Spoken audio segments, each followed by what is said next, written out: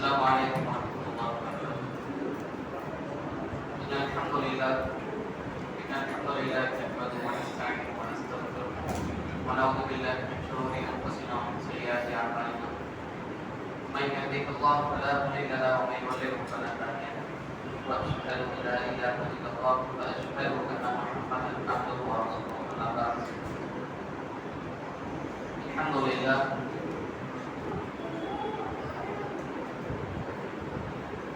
அதாவது நபி ஸல்லல்லாஹு அலைஹி வஸல்லம் சொல்லி காட்டினார்கள், அதாவது நாம் ஒரு தொழுகையை நிறைவேற்றிவிட்டு இமாம் ஜமாத்தோடு, அதாவது இமாமுடன் தொழுது அந்த இமாமை பின்பற்றி இமாம் அவருடைய வெளியாகிற வரைக்கும் அவரோட சேர்ந்து எந்த நபர் தொழுகிறாங்களோ, நம்ம தொழுகிறதுக்கு வேணால் ஒரு 45 நிமிஷம் ஒரு 50 நிமிஷம் தொழுவோம். ஆனால் மலக்குமார்கள் எப்படி பதிவிடுவோம் அப்படின்னா,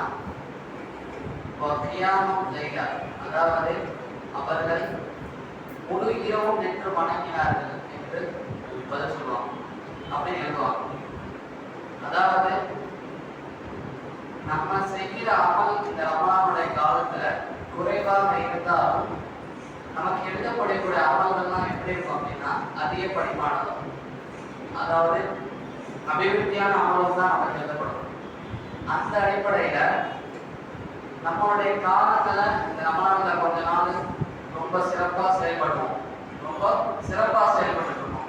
ஆனா கடந்த கொஞ்ச நாள் ஆனதுக்கு அப்புறம் நமக்கு என்ன அப்படின்னா, நமக்கு தானாகவே சோம்பேறித்தனம் ஏற்பட்டு அந்த கடந்த சில நாட்கள் தவறுகள் ஏற்பட செய்யும்.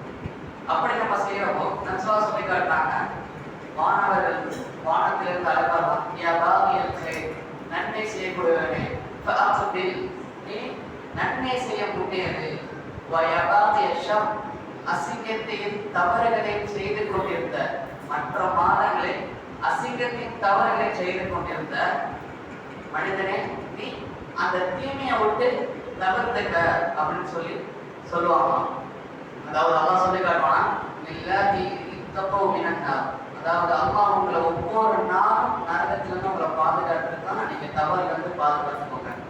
அப்போ நம்மளுடைய ரமலான் என்பது நமக்கு எப்படிப்பட்டதுன்னு சொன்னா, ரமலான் என்பது நமக்கு நன்மைகளை கருதி, அதாவது பாவங்களை கருதி பாவத்திலிருந்து ஒரு தூய்மையான மனிதனாக, பாவம் இல்லாமல் ரமலான் முடிந்து போறப்போ பாவம் இல்லாமல் செல்லக்கூடிய மனிதனாக தான் இருக்க வேண்டும்.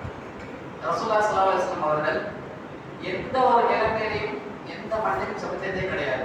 எந்த அளவுக்கு சொன்னால், ஒரு ரசூலுல்லாஹிற்கு அவர்கள் ரத்தம் சொட்ட அவர்கள் போல் இருந்தப்ப கூட என்ன சொல்றாங்க அப்படின்னா, யார் சொல்லலாம், நீங்க என்ன ஒரே ஒரு தௌஹீதை எடுத்து சொன்னதுனால உங்களுக்கு இவ்வளவு வேதனை வருது, இதற்காக நீங்க இவ்வளவு கஷ்டப்படணும், நீங்க இந்த மக்களுக்கெல்லாம் சாபம் ஓட்டுருங்க, நீங்க இவ்வளவு கஷ்டப்படுறீங்க அப்படின்னு சொல்லிட்டு ரசூலுல்லாஹ் கிட்ட சஹாபாக்கள் சொல்றாங்க. அப்போ ரசூலுல்லாஹ் என்ன சொல்றாங்க அப்படின்னா, நான் சாபம் ஓடுறதுக்காக அனுப்பப்படல, நான் அந்த மக்களை அழைக்கிறதுக்காக அனுப்பப்படல, நான் மக்கள் கெட்டு போனதுக்காக அனுப்பப்படல, நான் அனுப்பப்பட்டதுக்காக நான் கருணையினால் அனுப்பப்பட்டேன், நான் அந்த மக்களின் இடத்துல இறக்கப்படுறதும் கருணையுடன் தான் இருப்பேன். இப்படி சொன்ன ரசூலுல்லாஹ் ஒரு முறை மெம்பர்ல ஏறுறாங்க. அந்த ஜிப்ரீல் அலைஹிஸ்ஸலாம் என்ன சொன்னாங்க அப்படின்னா,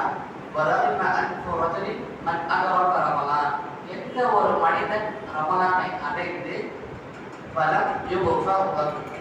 அவனுடைய பாவம் மன்னிக்கப்படாமல் அந்த ரமலான் அவனை கடந்து விட்டது என்று சொன்னால் அவன் நாசமாகட்டும், அவனை நாசப்படுத்தட்டும் என்று ஜிப்ரீல் அலைஹிஸ்ஸலாம் சொன்னார்.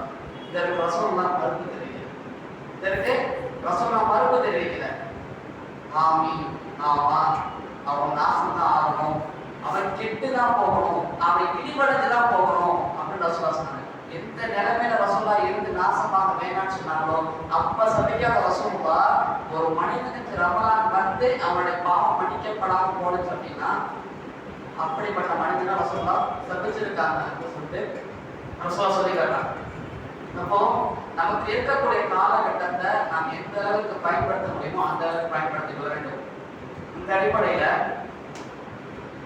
குர்ஆனை நெகிழூட்டக்கூடிய வசனங்களும் அதன் வரலாற்று பின்னணிகளும் என்ற தலைப்பில் ஒரு 5 நாட்கள் உங்களிடையே தொடர்புரையாற்றுகிறேன்.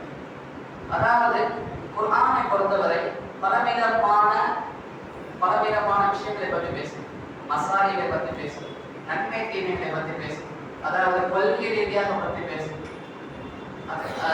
சரியத்தை பற்றி பேசும். இந்த மாதிரி குர்ஆனில் பல விஷயங்களை பற்றி பேசும். அதே மாதிரி குர்ஆனில் அதிகப்படியான வசனங்கள் வரலாறு சார்ந்த வசனங்களாகவே இருக்கும்.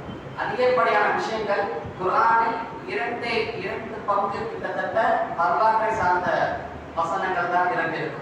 அந்த வேலையை பார்க்கிறப்போ நமக்கெல்லாம் பரிச்சயமான, நமக்கெல்லாம் ஒரு அடிபட்டு, அதாவது ரொம்பவும் பரிச்சயப்பட்ட ஒரு வசனமான வஅத்தஸிமு பிஹப்லில்லாஹி ஜமீஆ என்ற வசனத்தை குறித்து இன்றைய நாம் முறையில் பார்ப்போம்.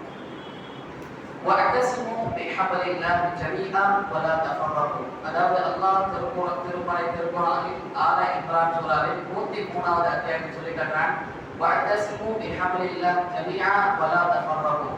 நீங்கள் அல்லாஹ்வின் கயிற்றை பற்றி பிடித்துக் கொள்ளுங்கள், நீங்கள் பிரிந்து விடாதீர்கள் என்று கூறிவிட்டு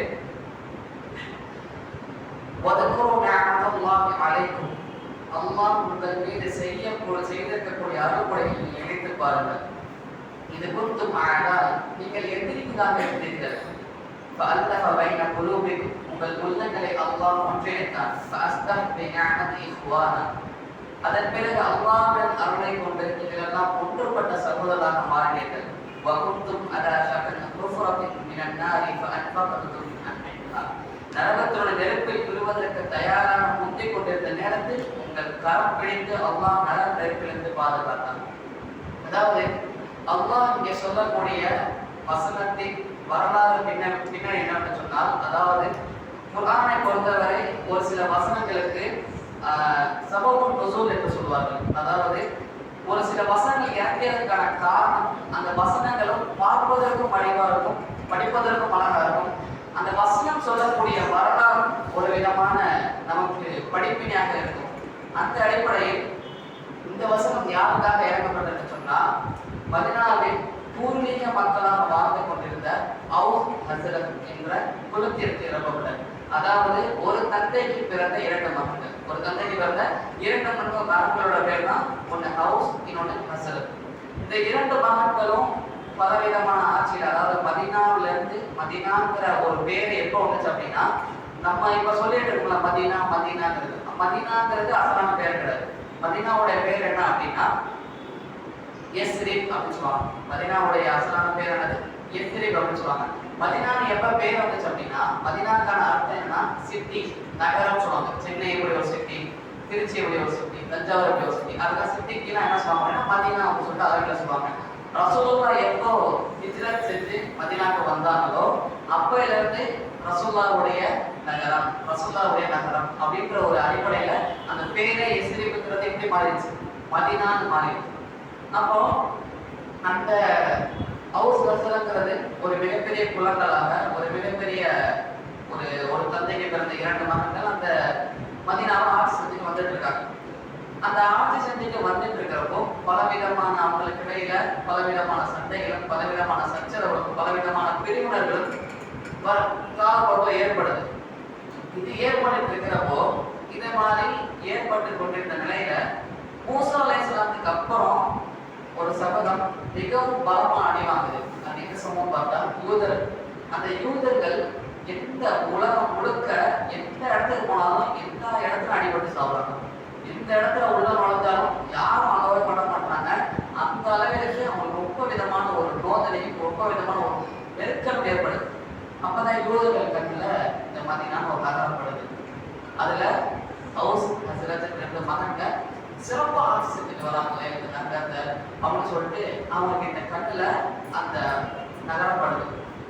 இந்த நகரம் பட்டதுக்கு அப்புறம் அவங்க என்ன பண்றாங்க அப்படின்னா, அதாவது மதீனாவுடைய பழக்கம் என்ன அப்படின்னா, அந்த மக்களுடைய பழக்கம் என்ன அப்படின்னா, வந்தாலே வாழ வைப்பார்கள். அதாவது யார் வந்தாலும் சரி அவங்களுக்காக என்ன விதமான தேவைகள் இருக்கோ அதெல்லாம் பூர்த்திவாங்க. நல்லா குரான்ல சொல்லி காட்டுறான், அவங்க வந்தா உணவு வழங்குவாங்க, வந்தா அவங்களுக்கான பிரச்சனைகளை கேட்பாங்க, வந்தா அவங்களுக்கு என்னென்ன தேவைகள் இருக்கோ அதெல்லாம் பூர்த்தி செஞ்சு கொடுப்பாங்க அப்படின்னு சொல்லி அல்லா குரான்ல பதிவு செய்வாங்க மக்களை பத்தி. அப்போ மதீனாவாசிகள் எப்படி இருப்பாங்க அப்படின்னா மற்றவர்களை வாழ வைப்பாங்க. ஸோ அந்த அடிப்படையில் இவங்க என்ன பண்றாங்கன்னா யூதர்கள் வந்துட்டு மதீனாக்குள்ள வராங்க. இதுக்காக போக்குல எப்படி போய்கிட்டே இருக்கு. கொஞ்ச நாளுக்கு அப்புறம் என்ன ஆகுது அப்படின்னா, அந்த யூதர்கள் இடத்துல நம்ம என்ன அடிமையாவே வாழ்ந்துட்டு இருக்கோம், நம்ம என்ன ஒரு கீழ்த்தளத்திலே இருக்கோம், நம்ம எப்போ ஒரு அதிகாரத்துக்கு வருது அப்படின்னு சொல்லிட்டு யூதர்களிடத்துல ஒரு விதமான ஒரு ஒரு குழப்பம் ஏற்படுற மாதிரி ஒரு சிந்தனை வருது. இதுக்கு என்ன பண்ணலாம்னு சிந்திச்சுட்டே இருக்காங்க. இதுக்கு முன்னாடி பல பல பிரிவுகளாக இருந்துட்டு இருந்தாங்க. அப்போ ரசூல்லாட்ட போயிட்டு, ரசூல்லா மக்கால இருக்காங்க, ரசூல்லா மக்கால இருக்கிறப்போ இந்த ஹவுஸ் வச்சிருக்க அந்த 2 பேரும் போயிட்டு அந்த குலம் ஃபுல்லா போயிட்டு, யா ரசூலுல்லா, நீங்க மதீனாக்கு வந்துருங்க, நீங்க மதீனாக்கு வந்தாதான் எங்களுக்கு இடைப்பட்ட பிரிவு, நாங்க இருக்கிற ஒரு சமூகத்துல இருக்கிற பிரிவு எல்லாத்தையும் நாங்க எப்போ ஒன்றுபடுவோம் அப்படின்னா, நீங்க எப்போ மதீனாக்கு வரீங்களோ அப்பதான் நாங்க என்ன ஆகும், ஒன்றுபடுவோம் அப்படின்னு சொல்லிட்டு சொல்லி காட்டாங்க. நம்ம ரசூல்லா மதீனாக்கு வந்து என்ன சொல்றாங்க அப்படின்னா, நீங்கள் பிரியாதீர்கள், நீங்கள் எல்லாம் சகோதரர்கள், நீங்கள் எல்லாம் பிரியக்கூடாது, நீங்கள் எல்லாம் சகோதரர்கள், நீங்கள் எல்லாம் யாரு, ஹவுஸ் ஹஸ்ரத் கிடையாது, நீங்கள் எல்லாம் அன்து முஸ்லிமும் அன்து அன்சார் அப்படின்னு சொல்றாங்க. ரசூலுல்லாஹ் என்ன சொல்றாங்க, அன்சாரிகள் அப்படின்னு சொல்லி காட்டுறாங்க. அந்த அன்சாரிகளை பார்த்தா அல்லாஹ் குர்ஆன் நிறைய இடத்துல சொல்லி காட்டுறாங்க. ஸோ அப்ப என்ன ஆகுது அப்படின்னா, இந்த மாதிரி ரசூலுல்லாஹ் ஒரு விதமான அந்த இடத்துல ஒரு நல்ல ஒரு நட்பை பாராட்டி அந்த மக்கள் வந்து மதீனால அப்பதான் ஒரு நல்ல விதமான ஒரு எல்லாரும் சந்தோஷமா இருக்கிறதும் ஒரு ஒற்றுமையா இருக்கக்கூடிய ஒரு வாழ்க்கை நிகழ்ந்துட்டு இருக்கு. இப்படி நடந்துட்டு இருக்கிறப்போ யூதர்ல எல்லாம் மேல் செஞ்சுட்டே இருக்காங்க, எல்லா விஷயமும் தோல்வி அடைஞ்சிட்டே இருக்கு. அப்போ யூதர்ல ஒரு பெரிய ஒரு ஒருத்தர் இருந்தார், மிகப்பெரிய ஒரு வயசான ஒருத்தர் இருந்தார். அவருடைய பேர் என்ன, வரலாறு பார்க்கிறப்போ இப்னு கைஸ் அப்படின்னு சொல்லி காட்டுறாங்க. அந்த இப்னு கைஸ்ங்கிறது என்ன பண்றாரு அப்படின்னா, அவருக்கு வந்து இந்த மதீனாவுடைய மக்கள் எப்படி அடைச்சிட்டு எப்படி பிறந்துட்டு இருந்தாங்க, ரத்தலாக ஓடிட்டு இருந்துச்சு, பல நூற்றாண்டுகளா இப்படிதாங்க இருந்துச்சு, ஏன் இப்படி ஆணுச்சு, ஏன் இந்த மாதிரி ஆணுச்சு அப்படின்னு சொல்லிட்டு அவருக்கு ஒரு பெருத்த ஒரு கடுப்பு. இதனால என்ன பண்றாரு அப்படின்னா, இந்த யூதர்கள் சமூகத்தை சார்ந்த ஒரு 2 வாலிபர்களை கூப்பிடுறாரு. இந்த வாலிபர்களை கூப்பிட்டு ஹவுஸ் ஹஸ்ரத் 2 படம் இருக்கு, 2 படம் கூர்வா பள்ளிவாசல் மதீனால சொல்லி கேள்விப்படுறோம். அந்த பள்ளிவாசல்ல பேசிட்டு இருக்கிறப்போ இந்த 2 வாலிபர்கள் என்ன பண்றாங்க அப்படின்னா, நீங்க போயிட்டு ஹவுஸ் ஹஸ்ரத்துல பழைய போர் நடந்துச்சுல, அதாவது இவங்க ஒன்று சேர்றதுக்கு முன்னாடி பல போர் நடந்துச்சுல, அந்த போரை பத்தி ஹவுஸ்ல சொல்லி அவங்களுடைய வீரத்தை பத்தி பேசு அப்படின்னு சொல்றாங்க. அதே மாதிரி இங்கிட்ட வந்துட்டு என்ன பண்றோம் அப்படின்னா, இன்னொரு இளைஞனை கூப்பிட்டு நீ ஹஸ்ரத் பக்கம் போயிட்டு நீ அந்த மாதிரி அவங்களுடைய பழைய போரை பத்தி பேசு அப்படின்னு சொல்லிட்டு 2 பக்கம் போறாரு. 2 பசங்க போயிட்டு அதை என்ன பண்றோம் அப்படின்னா, நீங்க இந்த மாதிரி ஒன்று சேர்றதுக்கு முன்னாடி எவ்வளவு தீவிரமா இருந்தீங்க, ஏன்னா அவங்க எவ்வளவு பயணம் உங்களுக்கு முன்னாடி ஹஸ்ரத்துடைய கூட்டம் அப்படின்னு சொல்லிட்டு அந்த ஒரு இளைஞர் சொல்றான். இன்னொரு இளைஞர் என்ன பண்றா அப்படின்னா, நீங்க மட்டும் சும்மாவா இருந்தீங்க, அவங்க வந்தாங்கன்னா அவங்களை எதிர்த்து தாக்குறதுக்கு உங்களுடைய வீரம் எல்லாம் எப்படி இருந்துச்சு, உங்களுக்கு பார்க்கறாருன்னா அந்த பால் எடுத்து சுத்துனாருன்னா அவங்க முன்னாடி நிற்பாங்களா அப்படின்ற மாதிரி 2 இளைஞர்கள் என்ன பண்ணணும் அப்படின்னா 2 சைடும் போர் போட்டு விட்டு அமைதியாகிறாங்க. இது உடனே என்ன ஆகுது அப்படின்னா, ஹஸ்ரத்ல இருந்து ஒரு கூட்டம் என்ன பண்ணுது அப்படின்னா சவுண்ட் விடுறாங்க. ஆமாப்பா, நம்மலாம் இது பண்றதுக்கு முன்னாடி மிகப்பெரிய ஒரு இதாதான் இருந்தோம், அதே மாதிரி உடனே ஹவுஸ்ல இருந்து நாங்க உடனே சும்மா இருந்தோம், நாங்களாம் அப்படி இப்படின்னு ஒரு பேச்சுவார்த்தை நடந்துட்டு இருக்கிற சமயத்துல என்ன ஆகுது அப்படின்னா 2 பேரும் வாழ எடுத்துறாங்க. 2 குளமும் சேர்ந்து என்ன ஆயிடுது, 2 மிகப்பெரிய குளமும் எடுத்து முதல்ல எடுத்து வீச ஆரம்பிச்சாங்க. என்னடா இது, ரசூலுல்லாஹ்க்கு விஷயம் வருது, ரசூலுல்லாஹ்க்கு ஒரு விஷயம் வந்தோம். ரசூலுல்லாஹ் என்ன பண்றாங்க அப்படின்னா, நம்ம அதாவது அல்லாஹ் என்ன சொன்னா அப்படின்னா, நீங்க எதிரிகளாக இருந்தாங்க, இது கொடுத்து நீங்க எதிரிகளாக இருந்தாங்க, உங்கள் இணையில அல்லாஹ் என்ன பண்றான், அந்த உள்ளங்களை ஒன்று திரட்டினா. ஆனா அப்படியே தான் நீங்க அப்படி மாறினீங்கன்னு சொல்லிட்டு அந்த அத்தியாயம் வருது. வந்தோட ரசூலுல்லாஹ் என்ன பண்றாங்க அப்படின்னா, நம்மளுடைய மேல ஆடை கூட அடையல, அப்படியே ஓடி வந்து என்ன பண்ணணும், உங்களுக்கு நான் அப்பா எவ்வளவு விதமான சொல்லியும் நீங்க இப்படி பண்றீங்க அப்படின்ற ஒரு சந்தர்ப்பத்துல தான் அல்லாஹ் சுப்ஹானஹு வ தஆலா இந்த வரலாறு இந்த ஒரு ஆயத்தை இறக்கினான். அப்போ இதுல தெரியக்கூடிய விஷயம் என்ன அப்படின்னா, நம்முடைய வாழ்க்கையில அதாவது வரலாறு குர்ஆன் அல்லாஹ் வரலாறு சொல்வது, நம்ம வரலாறு படிக்கிறதுக்கான காரணம், அதுல இருந்து படிப்பினை காரணம், அந்த தவறுகளை நம்முடைய வாழ்க்கையில செய்யக்கூடாது. அதாவது அரபிகளை பொறுத்த வரைக்கும் முதல் விஷயம் என்ன அப்படின்னா, அரபிகளை பொறுத்த வரைக்கும் எல்லாருமே எப்படி இருந்தாங்க அப்படின்னா, அழிந்ததுக்கான காரணம் இதெல்லாம் குலப்பெருமை அடிப்பாங்க. ரசூலுல்லாஹ் நம்முடைய சமூகத்துக்கு தடை செஞ்ச விஷயம் என்ன அப்படின்னா குலப்பெருமை அடிக்காதீங்க அப்படின்னு சொல்லி காட்டாங்க. எல்லாருமே என்னன்னா நான் குறைஷ், நான் அந்த குலம், நான் இந்த குலம் அப்படின்ற மாதிரி பெருமை அடித்துட்டு இருப்பாங்க. அப்படின்ற ஒரு பெருமை அடிக்காதீங்கன்ற ஒரு விஷயத்த ரசூலுல்லாஹ் சொல்லி காட்டாங்க. அதே மாதிரி இன்னொரு விஷயம் என்ன அப்படின்னா நம்முடைய வாழ்க்கையில நம்ம எப்பவுமே ஒற்றுமையா இருக்கணும். நம்ம ஒற்றுமையா இருக்கிறப்போ இந்த இம்முனோ கைஸ் மாதிரி ஒரு சில நபர்கள் வருவாங்க. என்ன எப்படி வருவாங்க அப்படின்னா நம்ம ரெண்டு பேரும் பல வருஷமா இருப்போம். நம்மளுடைய அதாவது அவருடைய பையனை நம்ம பையன் மாதிரி பார்த்து வளர்த்துட்டு இருப்போம், அவருடைய பிள்ளை நம்ம பிள்ளை மாதிரி பார்த்து வளர்த்துட்டு இருப்போம். ஆனா என்ன ஆகும் அப்படின்னா நமக்கு ஒரு விஷயம் தான் தோணும். கடைசியில் என்ன அப்படின்னா அவர் ஏதோ ஒரு நபர் வந்து சொல்லுவாரு, இம்முனோ கைஸ் மாதிரி ஒரு நபர் வந்து சொல்லுவாரு, நீ அவர் வந்து சும்மா தான்ப்பா, நீ தான் பெரிய ஆளு, நீ இருக்கிற மாதிரி அவர் உன்னோட நாளுக்கு அளவுக்கு அவர் வராது, உன் அழிவுக்கு அளவுக்கு அவர்லாம் ஒன்றும் எட்டாது அப்படின்ற மாதிரி இப்போ கைஸ் மாதிரி ஒரு ஆள் நம்மளுடைய வாழ்க்கையில வருவாரு. அப்போ நம்ம என்ன பண்ணணும் அப்படின்னா நம்ம அந்த நபரை விட்டு தவிர்த்து இருக்கணும். நம்ம என்ன பண்ணணும் அப்படின்னா அந்த வரலாறுக்கு கிடைக்கக்கூடிய படிப்பினை என்ன அப்படின்னா நம்ம எந்த அளவுக்கு ஒற்றுமையாக இருக்க முடியுமோ அந்த அளவுக்கு ஒற்றுமையாக இருக்கணும். ஏன் சொல்றோம் அப்படின்னா அல்லாஹ் அந்த சமூகத்தை சொல்லி காட்டுறப்போ நீங்க நரகத்தோட விளிம்புல இருந்தீங்க, நீங்க நரகத்தோடைய விளிம்புல இருந்தீங்க, அல்லாஹ் தான் உங்களுக்கு என்ன பண்ணா கை கொடுத்து தூக்கி விட்டான், கை கொடுத்து உங்களை தூக்கி விட்டான். அப்போ நம்மளும் நரகத்தோட விளிம்புல தான் இருந்திருப்போம். அப்போ அல்லாஹ் தான் நம்மளை ஒற்றுமையா வச்சிருக்கணும் அப்படின்னா நம்ம அதிகமா என்ன பண்ணணும் அப்படின்னா அல்லாஹ்விடத்துல ஒற்றுமையா இருக்கிறதுக்காக பிரார்த்திக்கணும். ஏன்னா ஒரு சிறிய ஒரு கதை மட்டும் சொல்றேன். என்ன அப்படின்னா ஒரு டீச்சர் வந்துட்டு ஒரு ஹாலுக்குள்ள அதாவது பசங்களுக்கு வந்துட்டு என்ன பண்றாங்க அப்படின்னா எல்லா டீச்சரும் அந்த டீச்சர் வந்து என்ன பண்ணுவாங்கன்னா நீங்க எல்லாம் உங்க பேரை எழுதிருங்க, நீங்க எல்லாம் உங்க பேரை எழுதிருங்க அப்படின்னு சொல்லி காட்டுறப்போ அந்த பசங்க என்ன பண்றாங்க அப்படின்னா அந்த பலூன் கொடுக்குறாங்க, அந்த பலூன்ல எல்லா பேரும் எழுதினாங்க.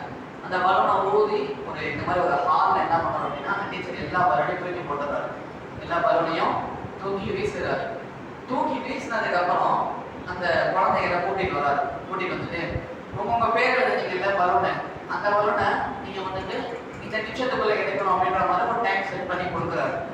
உடனே என்ன பண்ணணும் அப்படின்னா அந்த குழந்தைங்கள்லாம் ரொம்ப ஆர்வமா என்னோட பலூனைங்க, என் பேர் இருந்த பலூனைங்க, என் பேர் இருந்த பலூனைங்கன்னு சொல்லிட்டு ரொம்ப குழந்தைங்கலாம் ரொம்ப ஆர்வமா என்ன பண்றாங்க அப்படின்னா அந்த பலூனை தேடுறாங்க. பார்த்தா அந்த டைம் முடிஞ்சிருச்சு, ஒருத்தர் கையில கூட அந்த பலூன் எடுக்கவே முடியல, எந்த குழந்தையும் அந்த பலூனை எடுக்கல. அப்போ எல்லா குழந்தையும் ஒரு கையில பலூன் வச்சிருக்கு. அப்போ அந்த ஆசிரியர் சொல்றாரு, நீங்க கையில வச்சிருக்கீங்க பலூன், அதுல யார் பேர் எழுதிருக்கோ அவங்கள்ட்ட போய் அந்த பலூனை கொடுங்க அப்படின்னு சொல்றாரு.